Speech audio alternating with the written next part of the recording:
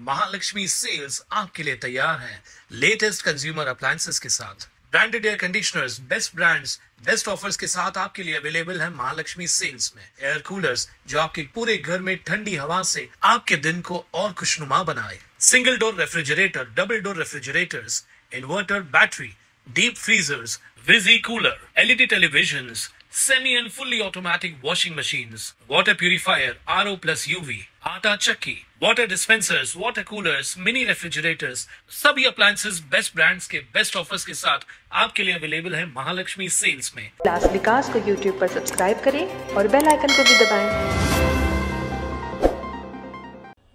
उल्लासनगर शहर में पिछले 2 दिनों से भारी बारिश हो रही है। शहर में औसतन 118 में भी बारिश दर्ज की गई है और कांसाई रोड स्थित भरतनगर इलाके में भारी मात्रा में पानी जाम हो गया है।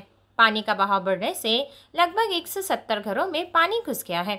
ऐसे में नागरिकों की सुरक्षा के लिए भरतनगर के निवासियों की मदद से अग्निशमन विभाग के कर्मचारियों, वार्ड समिति क्रमांक 4 की आपदा प्रबंधन टीम और नगर निगम के कर्मचारियों को सुरक्षित स्थानों पर पहुंचाया गया।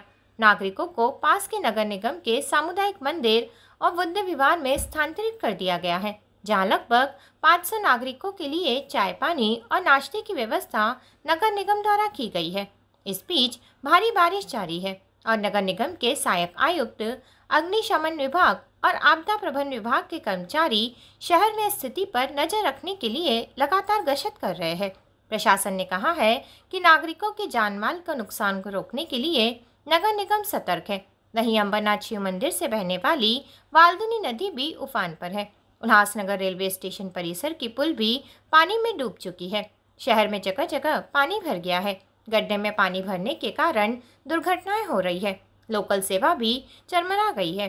प्रशासन की तैयारी इस बार जैसे हालात से निपटने के लिए तैयार नहीं दिख रही है।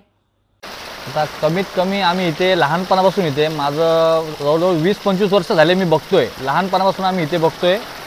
हा एरिया स्लम एरिया आहे पूर्ण। संपूर्ण विभागात ह्या पाणी दरवर्षी घुसत राहतंय। दरवर्षी लोकांना हा त्रास आहे। आता जवळजवळ गरीब लोकांना तुम्ही त्यांच्याकडे लक्ष दिलं पाहिजे। सरकारकडे आमची हीच अपेक्षा आहे।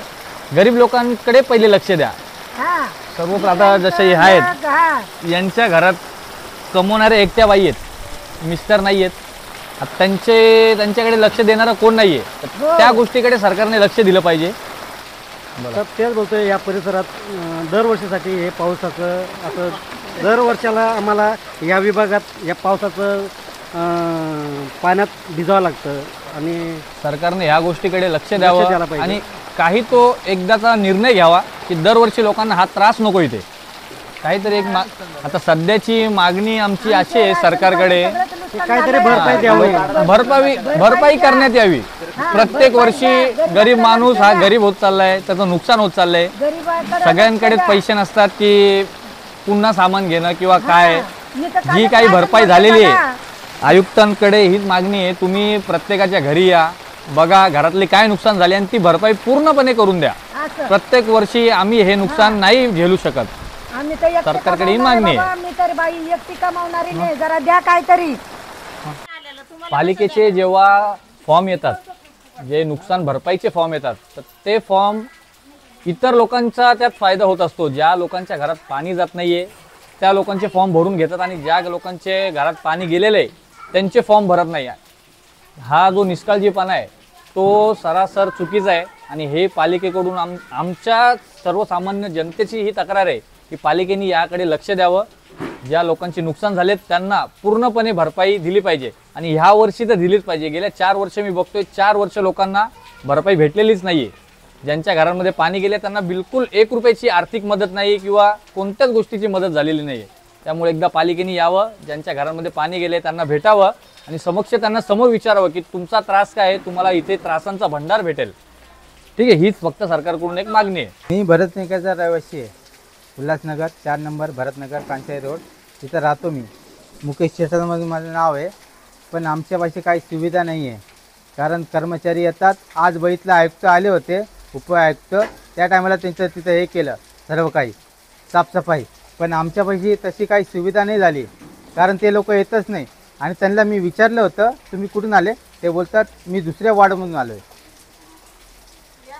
ते कसं आहे, ते खालच्या घरामध्ये पाणी भरतात पण त्याचा फायदा दुसरंच माणसं घेतात.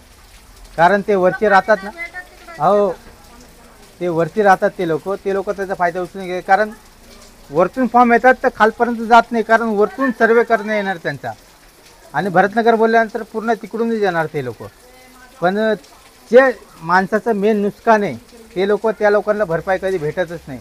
आणि यांचे लहान लहान पोरं बघा त्या पाण्यामधून काढतात आणि सर्व काय करतात, पण यांना काहीच भेटत नाही मोबदला. पालिकेची लापरवाही येते, पालिकेची नापरवाही. पालिका येऊन बघत नाही कोणाच्या हातात.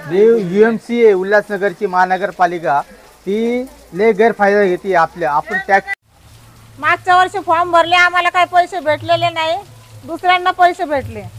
आता ह्या वेळेस आम्हाला पैसे सगळं हे करून द्या. नुकसान भरपाई. आमचे लेकरं बाया सगळे आम्ही बाहेर काढतो, आम्हाला जागा जात नाही, भेटत नाही जायला. पाणी सगळं पोरं घरात पाणी गेलं, सगळा रस्ता बंद झाला. पाण्यातून पोरं आम्हाला बाहेर काढावं लागतात. घाण पाणी एवढं असतं, त्या घाण पाण्यातून लेकरं बाहेर काढायचे. आम्हाला काहीच सुविधा नाही, कुणी लक्ष देत नाही. बाथरूम नीट नाहीत, कुणीच लक्ष देत नाहीत आमच्याकडं. ब्यूरो रिपोर्ट, ल्हासनगर, ल्हास विकास. विकास को YouTube पर सब्सक्राइब करें और बेल आइकन को भी दबाएं।